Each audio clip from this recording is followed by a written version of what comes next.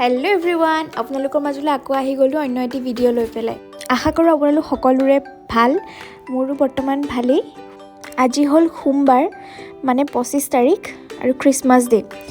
আজি ৰাতিপুৱাই যাবলৈ ওলাইছো মানুহজনৰ লগত এফালে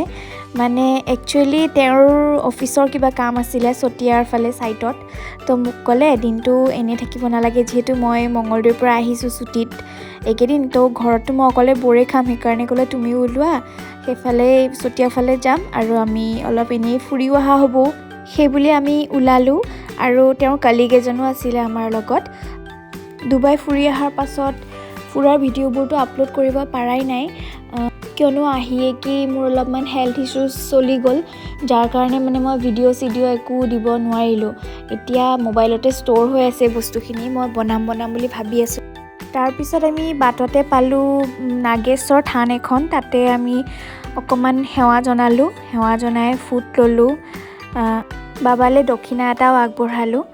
যাতে আহি থকা দিনবোৰ ভালে কুশলে পাৰ হয় বুলি আৰু ইফালে দেখিছেনে কুকুৰজনী আৰু পোৱালি দুটা কেনেকৈ ইমান ধুনীয়াকৈ খেলি আছে মই বুলি ভাবো ৰেকৰ্ডে কৰি লওঁ অকমান এফালে তেওঁৰ কামতে নামি আহিছো তেওঁৰ সাইট চাব আহিছে ময়ো আহিছো লগতে তাৰ পিছত আমি গৈ এতিয়া মানে ফাইনেল জেগাটো পালোগে আৰু দেই কন্যাকা আগতেও আহিছো বাৰু ইয়ালে তথাপিও আহি পেলাই মানে ভালে লাগে একদম গাঁৱৰ পৰিৱেশ এটা পোৱা যায় ইয়াতে ইয়াৰে ৰেষ্টুৰেণ্টবোৰত যোনবোৰ খানা বনায় সেইবোৰ খানা মানে যোনবোৰ খানাত মানে যোনবোৰ বস্তু ব্যৱহাৰ কৰে সেইবোৰ মানে সকলোবোৰ অৰ্গেনিক হয় ইয়াতে খেতি কৰে আৰু ইয়াৰ পৰাই মানে সকলোবোৰ বনায় আৰু ফাৰ্মো আছে ইয়াত তেনেকৈ ডেইৰী ফাৰ্ম আছে মুৰ্গী ফাৰ্ম সববিলাক ফাৰ্ম আছে ইয়াত লাঞ্চটো কৰি লওঁ বুলি সোমাই গ'লোঁ ধুনীয়াকৈ ইণ্ডিয়ান ৰেষ্টুৰেণ্টখনৰ ফালে আৰু ইয়াত এখন চাইনিজ ৰেষ্টুৰেণ্টো আছে য'ত চাইনিজ আইটেমছবিলাক পায় আৰু ইয়াত ইণ্ডিয়ান মানে আমাৰ ভাত চাত সব পায় আৰু ইয়াত তো আমি যিহেতু ভাতেই খাম সেইকাৰণে ইয়ালৈকে আহিলোঁ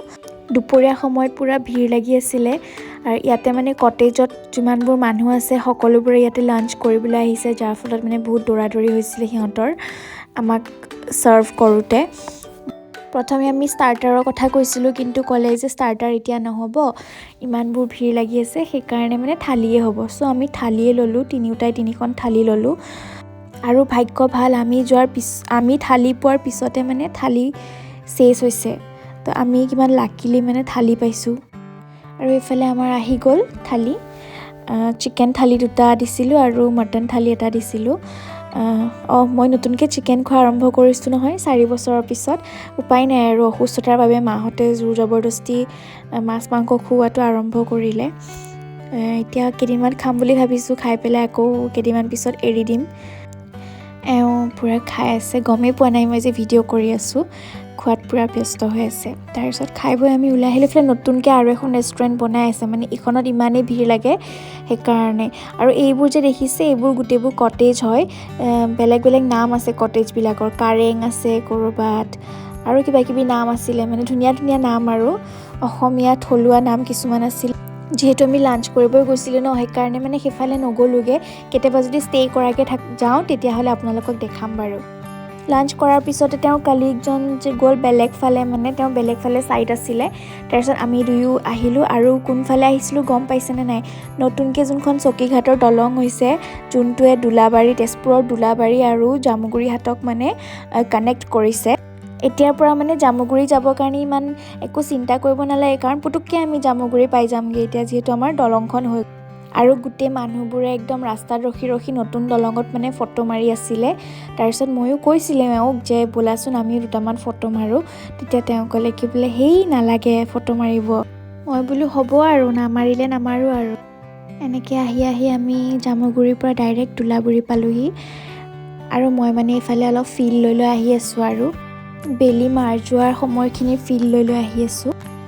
তাৰপিছত আমি ভুলতে তলেদি নগৈ আমি কি কৰিলোঁ চিধা গুচি গ'লোঁ যাৰ কাৰণে আমি আকৌ ইউটাৰ্ণ লৈ আগৰ পৰা ঘূৰি আহিব লগা হ'ল উপায় নাই আৰু ফাৰ্ষ্ট টাইম সেইফালেদি আহিছোঁ যে সেইখন দলঙেদি সেইকাৰণে গম নাপালোঁ আমি এনেই এইফালেদি আমি আহিব লাগিছিলে তলেদি কিন্তু আমি এপাক ঘূৰি আহিব লগা হ'ল বাৰু যি কি নহওক আজিৰ ভিডিঅ'টো ইমানেই আছিলে ভাল লাগিলে যদি লাইক কমেণ্ট আৰু ছাবস্ক্ৰাইব কৰি দিব বাই